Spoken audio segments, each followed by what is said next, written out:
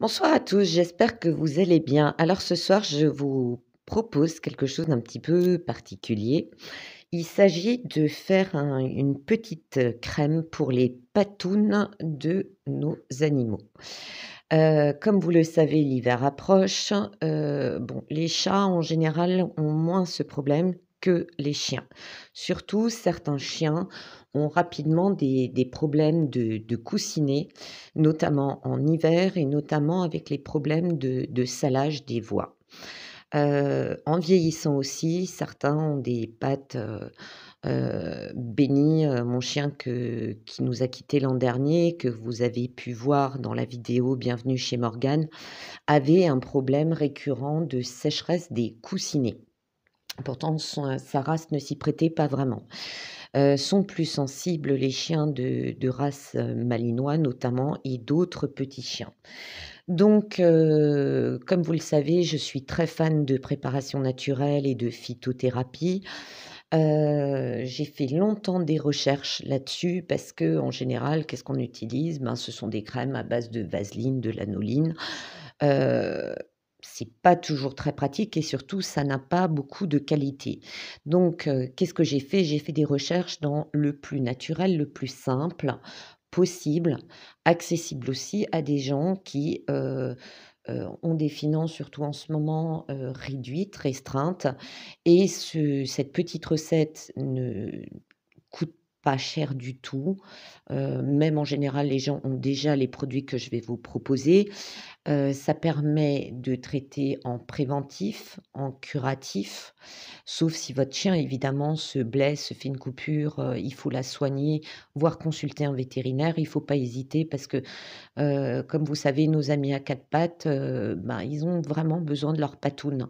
Donc quand il s'agit de blessures graves ou de piqûres ou de d'échardes profondément, heu pénétrante dans la patte ou un coussinet, il vaut mieux demander, aide et conseil à son vétérinaire qui, si besoin, mettra le chien, sous antibiothérapie pour être sûr de ne pas avoir des problèmes plus graves.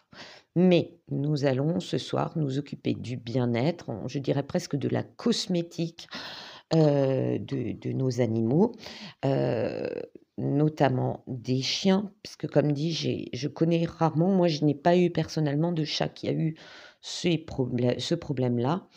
Donc voilà. De quoi il s'agit? En fait, il s'agit tout simplement d'avoir de la lavande sèche, de toute façon là, cette saison, elle est sèche, de la camomille, alors de préférence de la camomille allemande, si vous n'en avez pas, c'est pas grave. Vous pouvez aussi prendre des petits sachets de tisane de camomille que vous avez chez vous et quelque chose qu'on trouve facilement dans un magasin, c'est de l'huile de coco, d'accord? Alors là, celle-là, elle est de qualité alimentaire. Je la préfère de qualité alimentaire, heu il existe d'autres formules pas très chères qu'on trouve en commande sur internet, mais tant qu'à faire, sachant que le chien peut finir par lécher les pattes, prenez la meilleure qualité, disponible, d'accord? Mais celle-là, on l'achète dans des magasins, d'alimentation. Alors pour rappel, pour information, l'huile de coco, elle est nourrissante, elle est hydratante, elle est riche en acides gras monoinsaturés avec 5 à 8 d'acide olénique oméga 9, 1 à 3 d'acide gras polyinsaturé oméga 6 et 0,2 d'acide alpha-linoléique oméga 3. Il y a aussi de la vitamine E qui diminue le vieillissement des cellules et l'inflammation de la peau. Elle contient aussi de la vitamine A qui active la mélanine et de la vitamine B3, B5 et B6. Des phytostérols qui apaisent, réparent et nourrissent la peau, la rendent plus souple. Il faut savoir que l'huile de coco se solidifie en dessous de 20 degrés. Sa durée moyenne sa date de péremption moyenne est de 2 ans, d'accord? La camomille allemande, j'avais déjà fait, une vidéo, il me semble, là-dessus. Elle est adoucissante, elle est anti-démangeaison, elle est cicatrisante, antifongique, calmante, anti-allergique, anti-eczémateuse. Elle soigne aussi les brûlures. La lavande est anti-inflammatoire, antiseptique, cicatrisante. Elle soulage les irritations et soigne les petites plaies. Alors la technique est toute simple, c'est qu'on fait fondre alors ça dépend de la quantité que vous voulez. Moi j'ai des petits pots de cette taille-là pour, un chien, berger, d'accord? On va pas non plus en refaire tous les jours.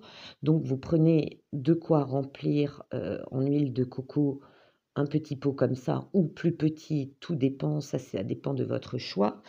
Et on va la faire, fondre à feu doux, d'accord? On va l'amener à une certaine température sans qu'elle bout, d'accord? Et pourtant, l'huile de coco, contrairement à l'huile de colza ou d'autres huiles, elle met plus longtemps, elle est plus résistante à la chaleur, d'accord? Mais il s'agit de ne pas la faire bouillir. Quand elle est très chaude, vous mettez des là, moi, je l'ai sous forme de petites, fleurs séchées, d'accord? De la lavande. Alors, pour cette quantité que vous voyez là dans la coupelle, vous voyez, j'en ai mis, plusieurs, je crois 4 ou 5 petites têtes de lavande, têtes de fleurs de lavande et à peu près 6 petits épis que j'ai émiettés avec les mains, d'accord? Donc, on le met très chaud dedans, on retire un petit peu du feu, on mélange bien, on aplatit avec une cuillère ou une cuillère en bois, on réchauffe encore un petit peu et qu'est-ce qu'on va faire? On va laisser reposer sur un radiateur ou près de votre cheminée ou toute autre source de chaleur toute la nuit, d'accord? Donc on laisse reposer. Le lendemain, on réchauffe encore une fois, toujours sans porter à ébullition et on va poser une petite étamine. Alors vous pouvez prendre un tissu de coton fin, vous pouvez prendre une compresse et qu'on va placer là-dedans, d'accord? Et on va verser la préparation à l'intérieur, puis on va replier les bords et vraiment presser très fort avec les doigts et faire couler d'abord dans une casserole parce que là, c'est un petit peu petit, vous voyez? Et ensuite le verser dans le pot. Alors pour le côté pratique, moi, je garde ma préparation, au réfrigérateur. Pourquoi? Parce qu'elle va durcir, ce qui fait que quand j'en prends avec, mon doigt pour l'étaler sur les pattes, sur les petits coussinets de mon chien, j'ai tendance à ne pas trop en prendre, d'accord? On étale juste ce qu'il faut. Les chiens étant, toujours curieux de ce qu'on applique sur la peau, moi j'en profite pour en mettre le soir sur les coussinets quand, mon chien est bien relâché, bien endormi, qu'il dort tranquillement. Je lui prends les pattes, je les touche un petit peu, je vois qu'il réagit pas et avec mon doigt, j'étale sur les coussinets. L'absorption est quand même très rapide. Il s'agit de pas, détremper le coussinet, de le rendre trop huileux. On peut aussi le mettre quand il dort le soir dans le panier. Il bouge pas trop, d'accord?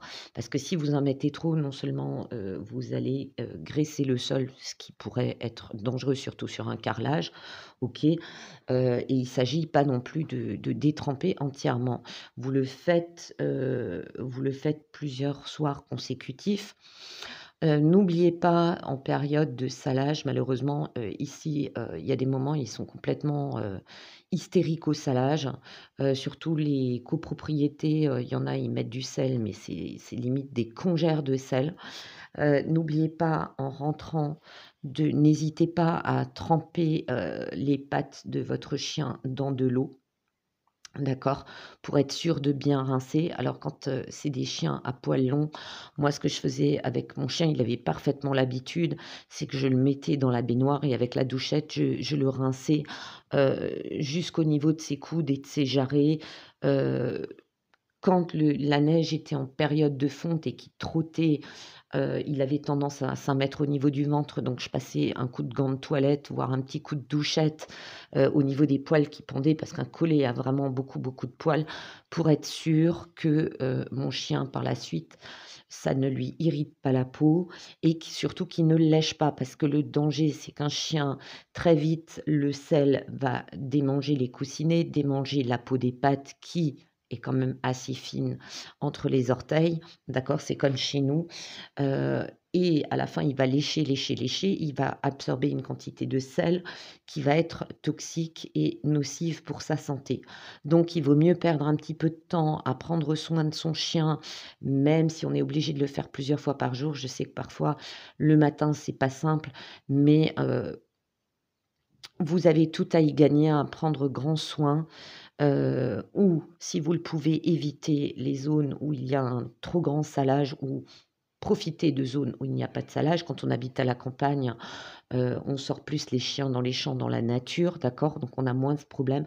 En ville, parfois, selon les régions, selon les périodes, selon, la générosité, on va dire, des techniciens, en matière de sel, on peut avoir des chiens qui ont très vite des problèmes. Cette petite crème, elle est franchement efficace, d'accord? Heu, Moi, je le faisais toujours en traitement, régulier. J'en mettais 2 à 3 fois par semaine à mon chien.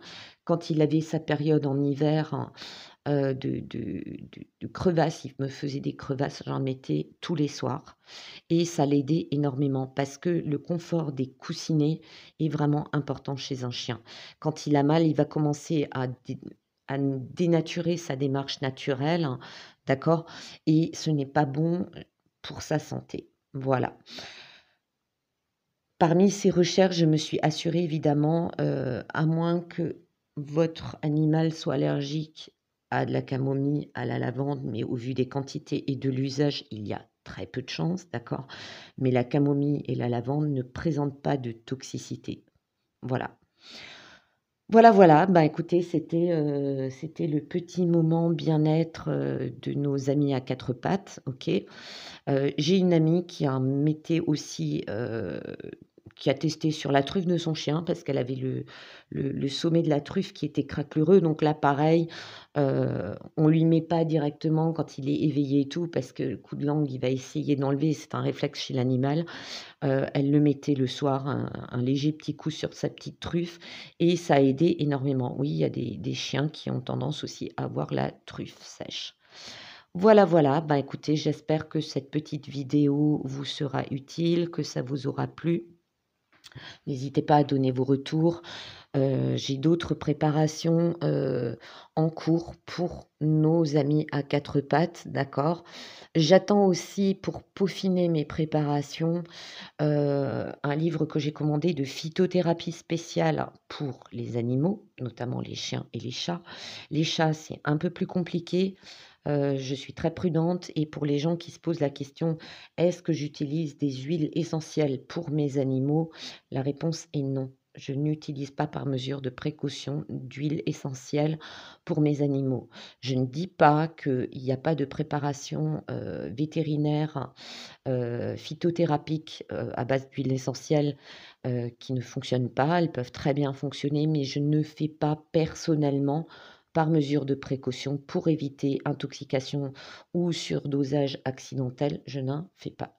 Je préfère à ce moment-là, acheter un produit préparé en laboratoire avec des mesures et des préparations fines et précises qui ne mettent pas la santé de mon animal en danger. Voilà, voilà. Eh bien, je vous souhaite une bonne soirée. J'espère que cela pourra vous aider si vous avez un problème de sécheresse des petites patounes ou du sommet de la truffe. À très bientôt.